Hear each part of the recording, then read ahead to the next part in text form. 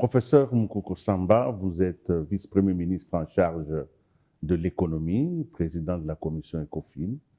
Merci de nous recevoir chez vous ici au ministère et surtout d'être disponible pour nos questions. Nos questions qui sont des questions essentiellement de compréhension. Nous voulons savoir ce qui se passe. Alors, d'entrée des jeux, comment se porte l'économie congolaise? Comment se porte l'économie congolaise? C'est une économie qui résiste bien dans un contexte international difficile. Parce que c'est une économie qui dépend beaucoup de l'extérieur, à la fois en importation et en exportation. Et cet extérieur, il est caractérisé depuis quelques années par des incertitudes. Il y a très peu de lisibilité sur le contexte international, mais aussi c'est un contexte international qui sort d'une grosse crise d'inflation, on va dire. Tous les pays du monde ont souffert d'inflation. Et nous, qui importons une grande partie de notre nourriture, nous qui importons 100% de nos produits pétroliers, nous importons donc de l'inflation étrangère. Mais dans ce contexte difficile, comme je disais, nous avons résisté, nous continuons à faire de la croissance économique, nous avons maîtrisé l'inflation. Cette année, nous allons terminer l'année avec un taux d'inflation de 7,8%. Ce sera la première fois en 4 ans que le taux d'inflation sera inférieur à 10%. L'objectif, c'est qu'en 2026, on aille vers 5, peut-être moins de 5%, parce que pour parler de pouvoir d'achat, il faut que le prix soit relativement stable et il faut que les revenus, pour protéger les revenus, mais il faut aussi, dans une économie aussi dollarisée que la nôtre, il faut que le taux de change soit stable. Et le taux de change, depuis juin-juillet de l'année dernière, il est resté stable. Je crois que ça, il n'y a pas de doute là-dessus. Merci, Monsieur le ministre, pour ça, mais quelles sont les manettes? Parce que si nous avons une économie qui dépend beaucoup du commerce mondial, du contexte extérieur, quelles sont les manettes que vous, gouvernement, vous avez pour agir sur la réalité économique? Qu'est-ce que vous avez entre les mains? Parce que si vous dépendez du contexte international, mais là vous dites que nous avons même fait de la croissance, quelles sont les manettes? Bon, je ne voudrais pas donner l'impression que je vais faire un cours. Mais allez-y. C'est pas d'ailleurs l'objectif de... Mais il y a quand même un peu de pédagogie dans cette émission. Un tout petit peu de pédagogie, parce que beaucoup de gens interviennent dans les domaines économiques qui n'ont pas malheureusement le b.a.-ba. Donc profitez, n'hésitez pas. Les gens sont libres. Il faut le reconnaître. Il faut le reconnaître. N'hésitez pas d'enseigner. Il faut le reconnaître, la liberté. La monnaie, c'est un bien. C'est un bien comme tous les autres biens. Elle se vend, elle s'achète. La preuve ici, le Kinois va te dire, tant on a gagné au changer, na osomba na achat ezaboué, na vente ezaboué. Donc c'est un bien. Et comme pour tout bien, elle a un prix. Ce prix, c'est le taux de change. Et le taux de change, il se détermine sur le marché en fonction de l'offre et de la demande. Donc, si vous voulez que notre monnaie, le franc congolais, prenne de la valeur par rapport au dollar américain, il faut faire en sorte qu'il y ait plus de demandes, que les gens demandent plus le franc congolais. Parce que quand il y a plus de demandes, le prix augmente.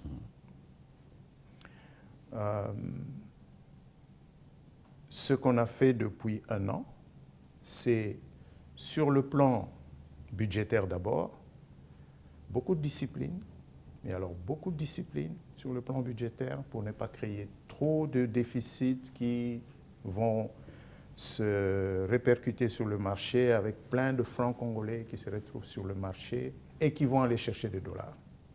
Non? Parce que quel est le réflexe d'un Congolais aujourd'hui à qui vous avez payé 10 millions de francs. Monnaie refuge. Tout de suite, il va aller Absolument. chercher des dollars, Ouais. n'est-ce pas?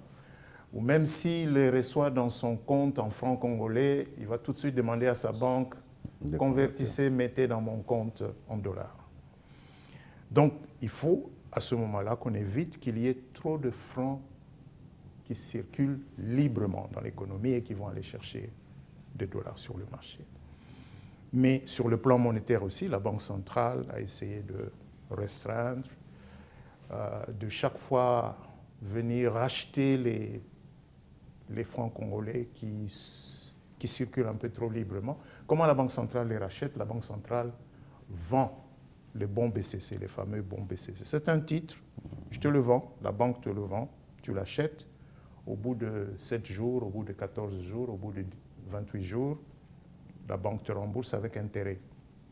Cette période-là, pendant laquelle la banque a gardé tes francs, permet de diminuer la quantité de francs qui est en circulation. C'est ça le secret de l'embellie du franc congolais aujourd'hui. Ce qui s'est passé ces derniers jours, c'est même le même phénomène, mais accéléré. Accéléré par, d'un côté, la Banque centrale, qui demande aux banques commerciales de constituer les réserves obligatoires à un taux plus élevé. Et donc, les banques sont obligées d'aller acheter des fonds. Et en même temps, le Trésor qui encaisse les impôts, et les impôts, il faut le payer en francs. Et donc, les sociétés qui doivent payer les impôts, qui ont leurs encaisses en dollars, vont aller acheter de francs. Quand tout le monde vient acheter le franc devient un bien dont la valeur monte. Pour pouvoir expliquer bien à nos spectateurs, donc vous dites effectivement que le travail s'est fait au niveau simplement monétaire, donc il n'y a pas eu une production des biens et des services qui soutiennent la valeur du franc congolais. C'est de la spéculation. Non. Non. Au contraire. Si le marché a réagi de cette manière-là, ok, ça signifie donc que le taux était à un niveau surévalué. Donc il y avait de la spéculation à l'origine. Voilà. Si le marché a réagi de cette manière-là, on va appeler ça un effet correcteur. Voilà. Vous donnez un choc et le marché réagit à ce choc avec quand même, il faut le reconnaître, une vitesse impressionnante. Parce que de 29 à 25 aujourd'hui, c'est quand même presque une chute du dollar, si je veux dire. Mais s'il y avait une surévaluation, c'est normal qu'il y ait une correction. C'est pas mauvais. C'est pas mauvais. Alors, c'est vous qui êtes le ministre de l'économie. Ouais. Cette embellie du franc congolais, malheureusement, n'a pas entraîné aussi une embellie des prix. Les prix ont tendance même à augmenter. Alors que les taux d'échange, lui, il a baissé. Qu'est-ce qui se passe par rapport au prix? Quel est le lien organique? D'abord, parlons factuellement. Oui. Quels sont les biens dont les prix ont augmenté, à votre connaissance? En tout cas, il y en a quand même. Hein. Il y a, surtout dans les supermarchés, on a remarqué que l'ensemble des conserves, les prix des choses qu'on mange par conserve. Le ministère de l'économie oui. A mis en place, depuis le mois de mars de cette année, une application qui nous permet de prélever des prix. Nous suivons pour le moment un total de 39 produits de grande consommation, 183 marques, 62 types d'opérateurs. Ça signifie du ONZ au grand marché, à la petite boutique, aux alimentations et aux supermarchés. Et quand on dit un produit, si je vous donne là un exemple, je peux vous donner l'exemple de le lait liquide concentré de 78 grammes, c'est ça le produit, mais il y a plusieurs marques. Vous avez le Florian non sucré, vous avez Nestlé, vous avez C'est Bon non sucré, vous avez Momo. Et donc chaque semaine, nous prélevons le prix et à la fin du mois, nous voyons les tendances. Nous avons le bulletin du mois d'août. Qu'est-ce qu'il indique, le bulletin du mois d'août? La tendance générale, c'est qu'il y a des biens dont les prix ont baissé. Par exemple, le sucre de canne.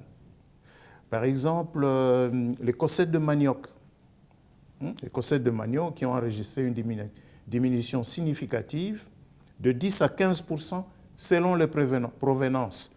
Parce que quand nous prélevons, nous tenons aussi si c'est les cossettes de manioc qui viennent de Bandundu, de Bayanzi ou du Congo central, n'est-ce pas? Le ciment, dont le prix a également baissé. Mais nous avons aussi des biens dont les prix ont augmenté. Et les biens dont les prix ont augmenté en août, ça c'est une tendance que nous observons depuis le mois de juin. Il s'agit essentiellement des volailles, notamment le poulet nu en carton, dont le prix a augmenté de 7 à 10%. Les œufs, par exemple. Oui. Donc, mais si vous regardez, je vais vous laisser partir avec ce document, vous allez vous rendre compte que sur la période, on va dire, de mars à août 2025, la tendance générale, c'est plutôt une tendance baissière. De stabilité, avec, c'est normal, quand on dit stable, ça veut dire que vous avez aussi des moments où vous avez des hauts et des bas, mais vous n'avez pas de grandes amplitudes. Mais l'effet n'est pas immédiat. Mais non, pour répondre à votre question. Oui, pourquoi donc les gens disent le dollar a reculé, les prix ne baissent pas. Oui. Bon. Qui n'a pas été surpris lorsqu'il a noté que le dollar a reculé? Tout le monde a été surpris.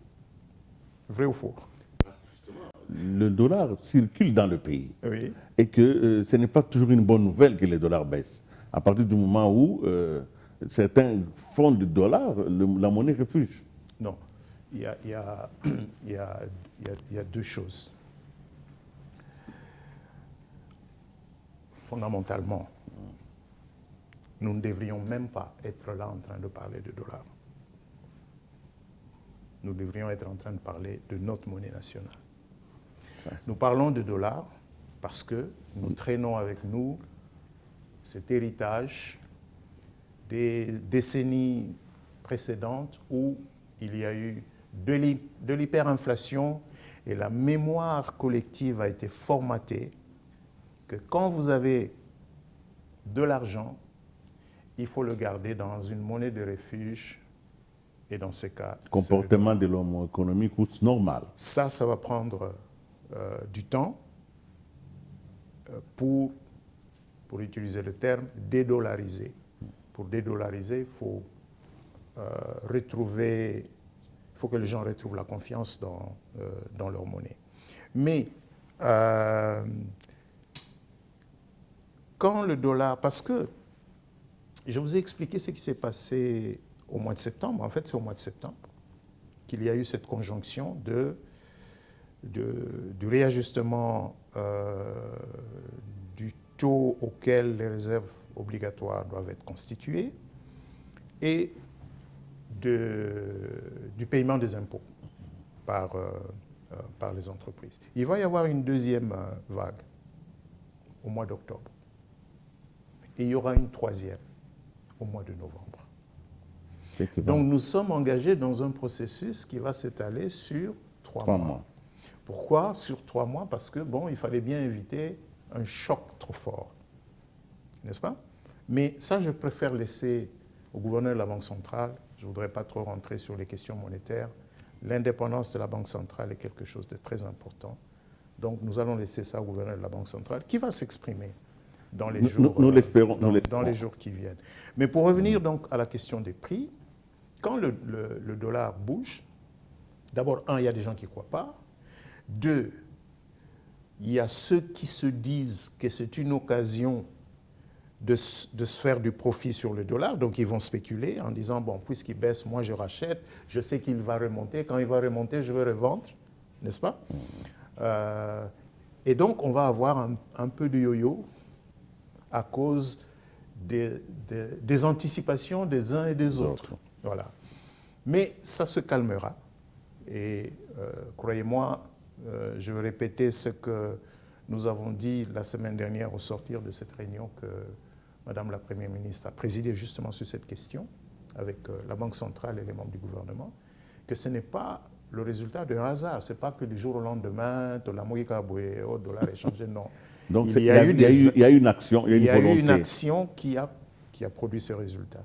Maintenant, Banque centrale et gouvernement, nous allons continuer à travailler pour qu'il y ait aussi des actions qui vont consolider ce mouvement et l'encadrer pour qu'il ne soit pas à la merci des spéculateurs, n'est-ce pas? Parce qu'il ne faut pas oublier que quand le dollar recule, les recettes de l'État aussi baissent, n'est-ce pas? Les recettes de l'État baissent. De quelle manière? Et de quelle manière? Mais parce que quand vous allez payer la douane, le bien, il est évalué en dollars, n'est-ce pas? Et quand vous allez le convertir... Est-ce que c'est ça même, on fait une petite parenthèse et puis on va la refermer. Oui. La dollarisation de notre économie est un choix voulu par le gouvernement. Non, c'est pas un choix. Comment? Mais vous avez le pouvoir de dédollariser. J'ai entendu plusieurs ministres, plusieurs gouvernements en parler, mais personne n'est allé jusqu'au bout. Citez-moi un seul pays qui a réussi une dédollarisation de force. Impossible. Pas de force, mais quand vous traversez seulement la frontière ici, vous allez à Brazzaville, vous ne pouvez pas acheter quelque chose en dollars. Impossible. Oui. En Afrique du Sud, n'en parlons pas. Ils n'ont pas connu les épisodes d'hyperinflation que nous avons connus. Il ne faut pas oublier ça. Les phénomènes monétaires sont des phénomènes têtus. Oui, mais nous avons accepté légalement la circulation concomitante on a été forcé. Et du franc congolais et du dollar. Donc, forcé ou pas, mais la volonté. On a été forcé par les faits. Je vous donne un exemple. Le franc congolais aujourd'hui, quel est le billet de banque? D'abord, on n'a pas de pièces. Quel est le billet de banque avec la valeur faciale la moins élevée? Est-ce que c'est 100 francs, non? Oui, 100 francs. 100 francs, il y a 100 francs, voilà. je crois. Si un bien coûte, disons, 147 957 francs, vous le payez comment? Voilà. Donc, ça, c'est les effets, c'est le résultat des désordres monétaires du passé qui ont fait perdre à notre monnaie nationale certaines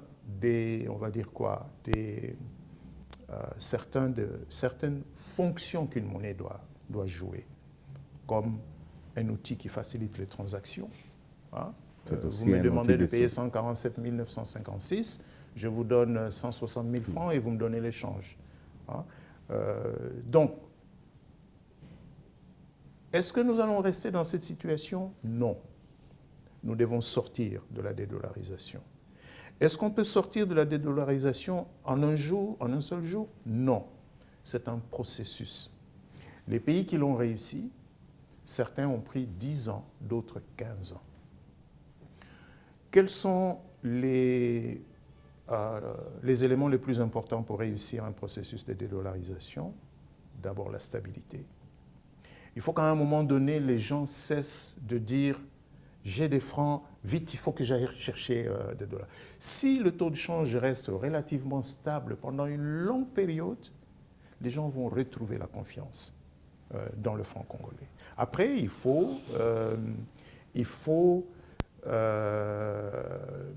avoir l'éventail des signes monétaires qui correspond au niveau des activités. Si vous devez payer aujourd'hui quelque chose de l'équivalent de 10 000 dollars ou même de 5 000 dollars, et vous devez le faire en coupure de francs congolais, si vous avez des billets de 500 francs, vous avez une idée de la masse que vous allez devoir transporter?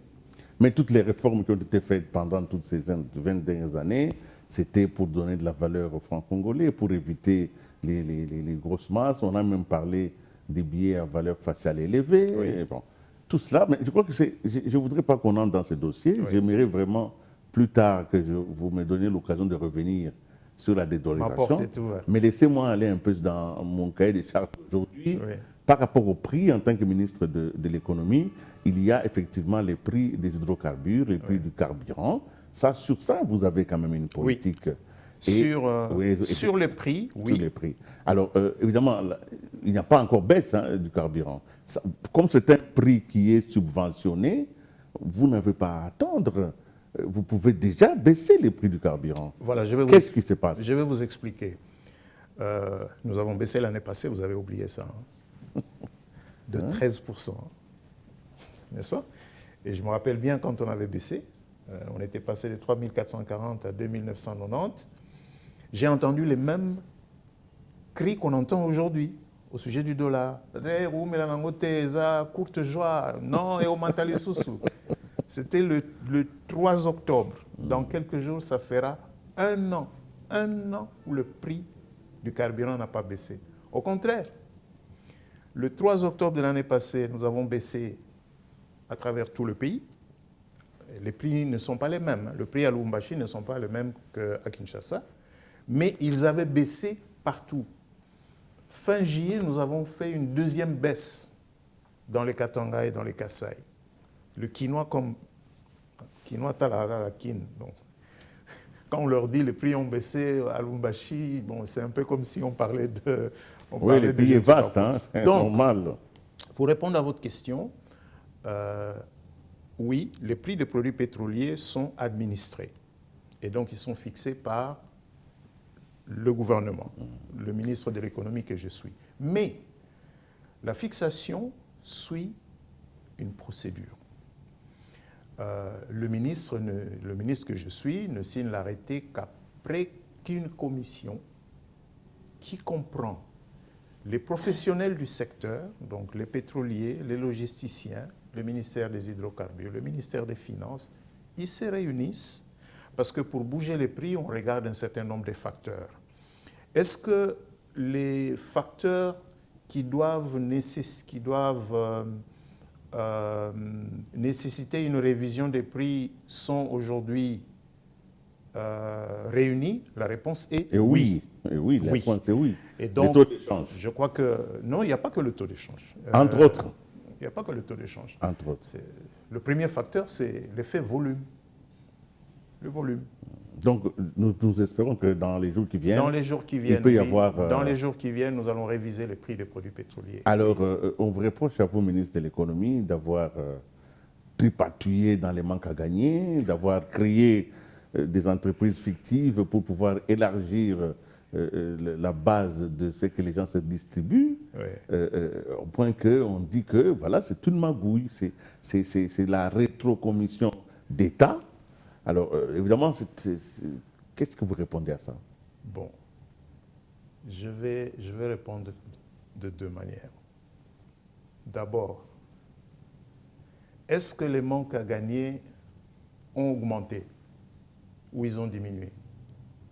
La réponse est, ils ont diminué sensiblement, de près de 85 à 87%. OK? Manque à gagner en 2023, 280 quelques millions de dollars. Manque à gagner en 2024, au total, 31 millions de dollars.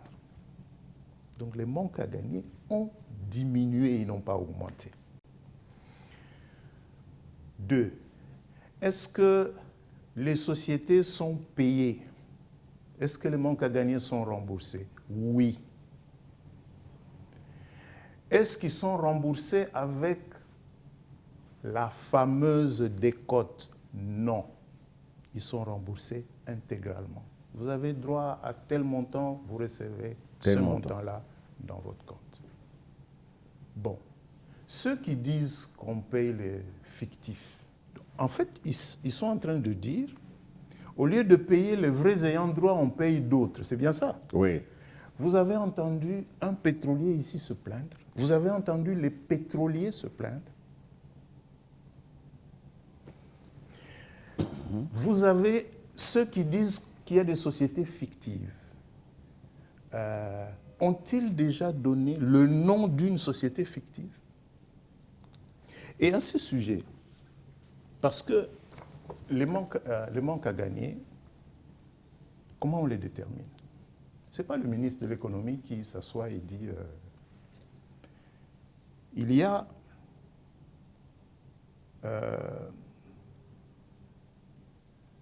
une commission qui siège. Cette commission est présidée par le secrétaire général de l'économie. Il y a là-dedans des représentants du gouvernement, ministère de l'économie, ministère des hydrocarbures, ministère des finances, primature, présidence.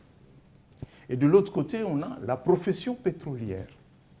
Ils sont partie prenante Ils sont partie de la prenante. commission de détermination des banques à gagner. Oui. Je peux vous montrer,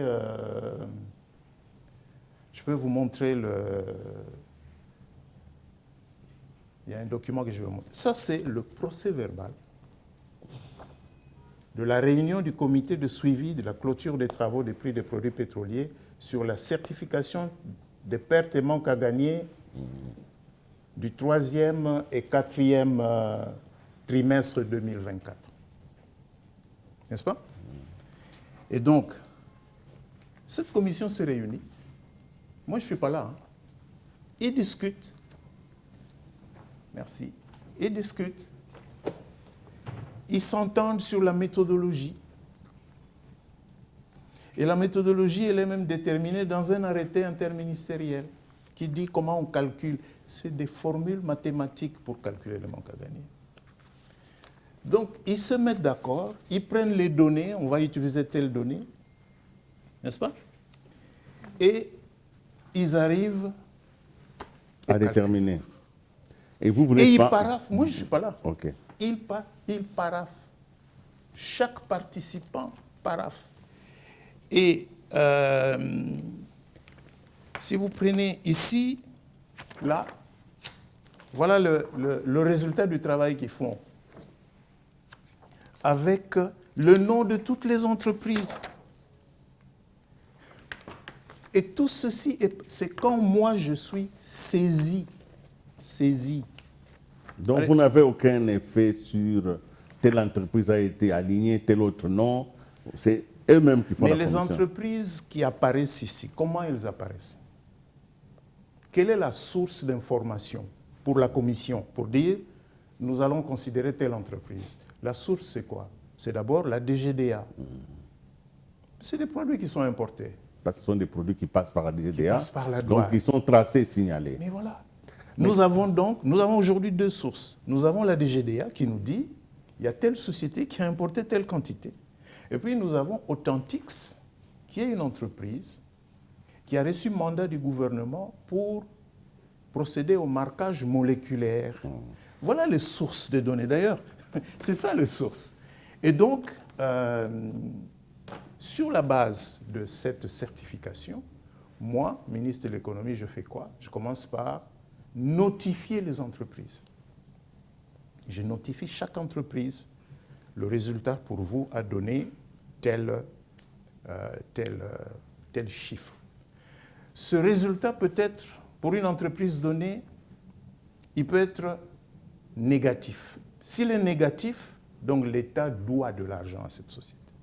S'il est positif, et Willy, je prie que ceux qui racontent je ne veux pas être méchant, mais ceux qui racontent ces histoires, j'espère qu'ils ont bien compris de quoi il s'agit. Parce que, je peux vous... Maintenant, je pense qu'il faut mettre tout... Il faut communiquer. Heureusement, vous êtes en train d'en parler maintenant. Après, mais toutes ces informations devaient déjà être publiques. Mais que les gens... Mais les informations, quand nous travaillons, les documents sont là. Ouais. Si les gens viennent poliment les demander, on les met à leur disposition. Mais si tu vas sur Twitter, tu vas sur les réseaux sociaux, tu dis voilà, scandale et tout ça, après tu dis non, il faut qu'on nous donne les informations, sinon... Si vous menez une enquête, vous êtes journaliste, vous menez une enquête, venez, dites, nous avons besoin de telle information, on va vous donner, ça c'est un procès verbal entre le ministère de l'économie et le ministère des hydrocarbures, qui a permis de voir quelles sont les entreprises, n'est-ce pas? Entreprise par entreprise. Maintenant, la question de fictif, pas fictif. D'abord, moi, sincèrement, je ne sais pas ce que ça veut dire, entreprise fictive. Parce que quand je notifie une société, je lui dis, la commission, selon les résultats des travaux de la commission, vous avez droit à le résultat pour votre société, c'est autant. Et dans cette lettre, j'indique le numéro d'impôt De l'entreprise. de l'entreprise. Une entreprise qui a un numéro d'impôt, bon, c'est vrai, si après elle disparaît... Je comprends bien. Mais maintenant, laissez-moi Oui. terminer. Il y a des gens qui vont dire, oui, mais il y a des entreprises qui n'auraient pas dû être remboursées parce qu'elles ne sont pas en règle avec les hydrocarbures. Vous voulez que je vous donne l'exemple d'une de ces entreprises? Allez-y. Sonahydraulique. Sonahydraulique, c'est une entreprise de l'État. Elle n'est pas en règle avec... Elle n'a pas les titres en règle.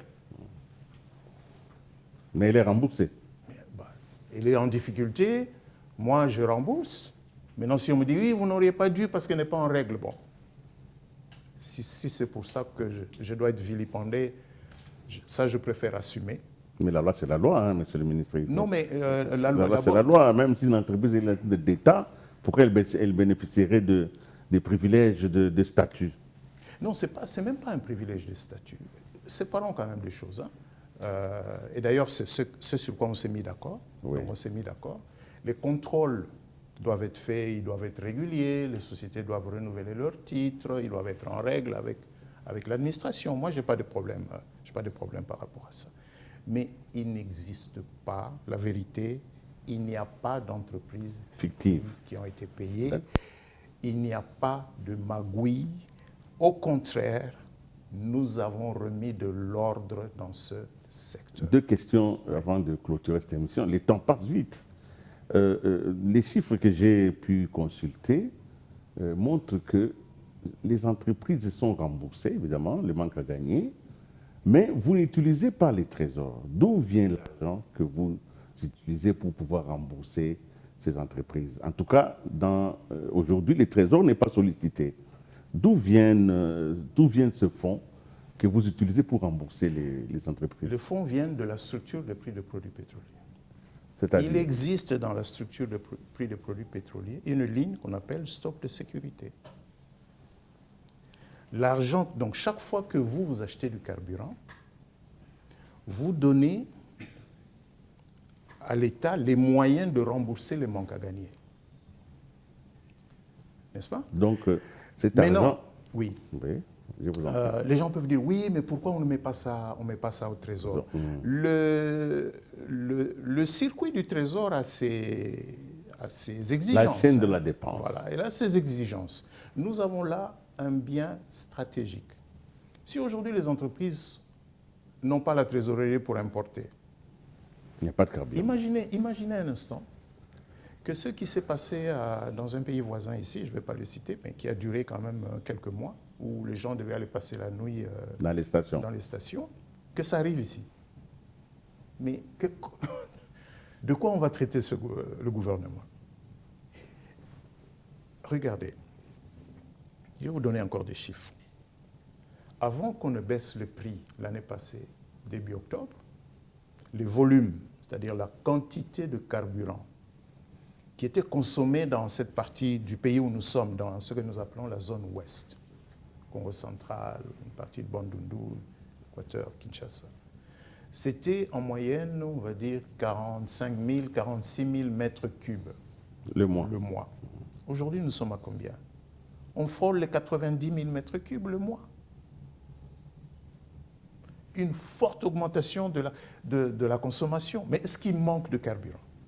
Il ne manque pas de carburant. Il ne manque pas de carburant, pourquoi? Parce que les entreprises savent répondre à la demande. Ils savent répondre à la demande en important.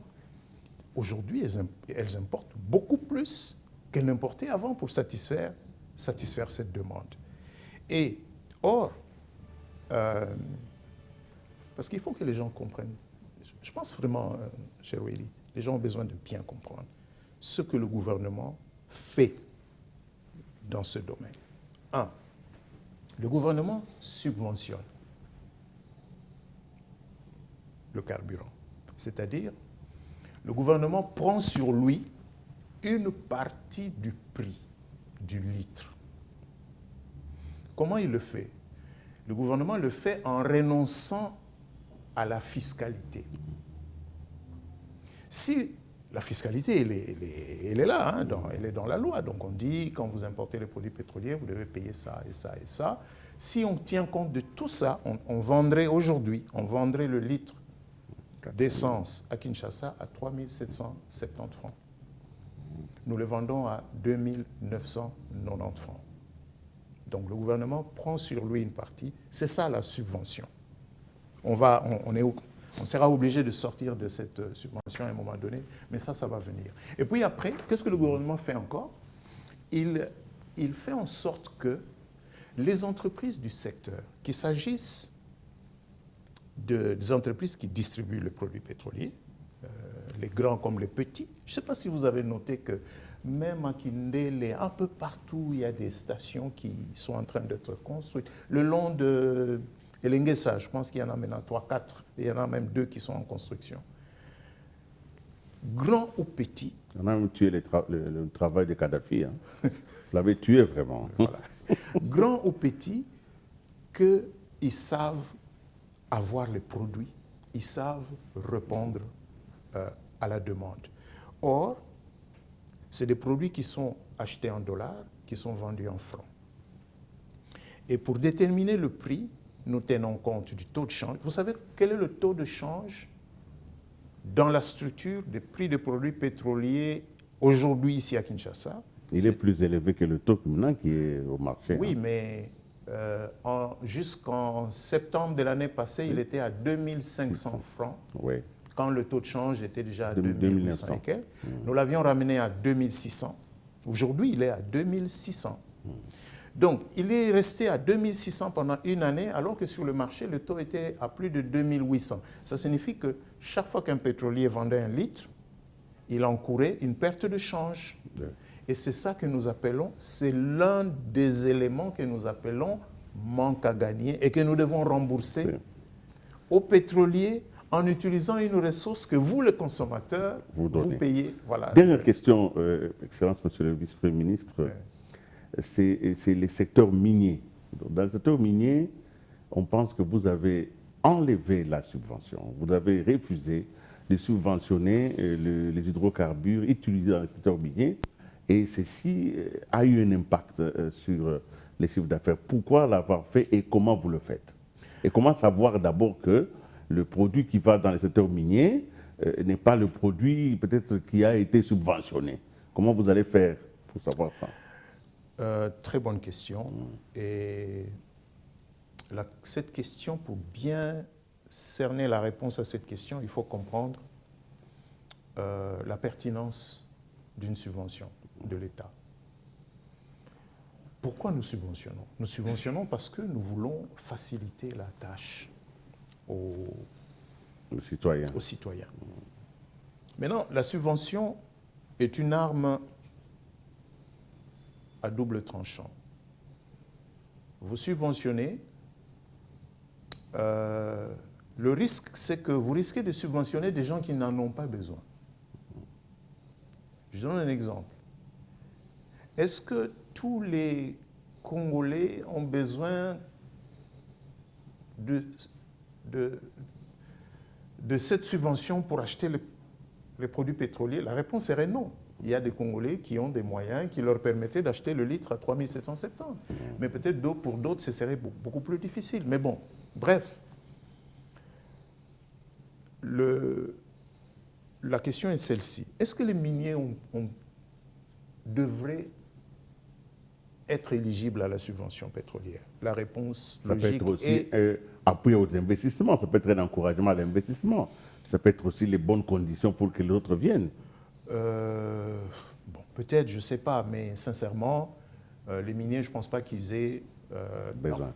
Voilà. Et ça fait quand même un peu plus d'1 an ou peut-être 2 ans que le gouvernement avait levé l'option qu'il fallait que l'on sorte les miniers de cette subvention. Donc ce que nous avons fait, c'est nous avons fait 2 structures de prix différentes.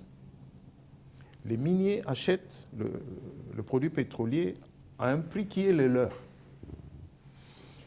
Et les produits pétroliers qui sont destinés à la consommation générale, bon, c'est une autre structure de prix. Et là, nous avons gardé la subvention. Maintenant, vous me demandez, oui, mais comment vous faites pour dissocier? Oui. Ce que nous avons fait d'abord, nous avons dit, vous les miniers, vous ne devez pas être des importateurs de produits pétroliers.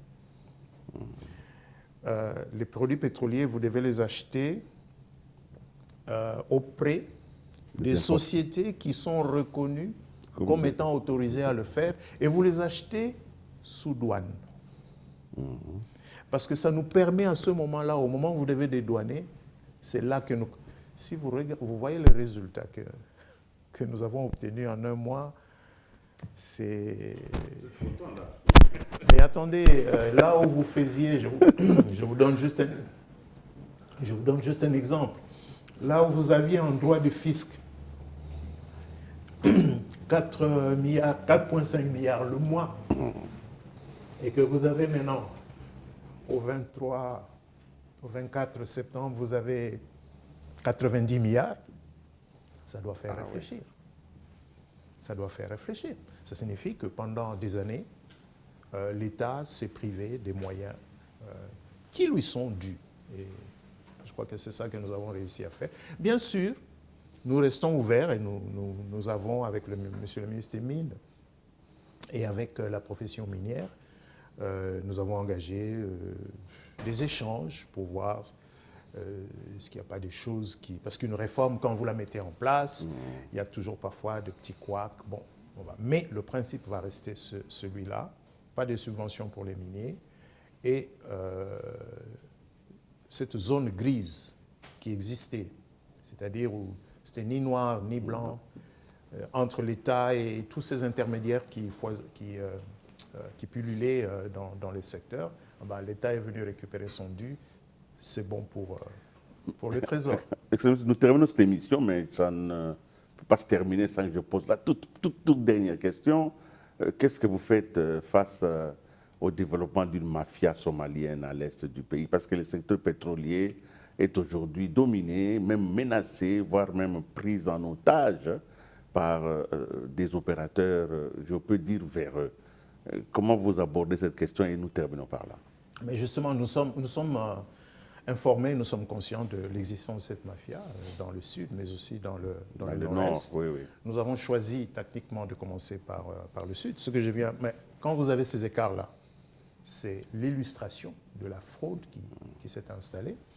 Mais qu'est-ce que nous faisons aussi? Nous renforçons le marquage moléculaire.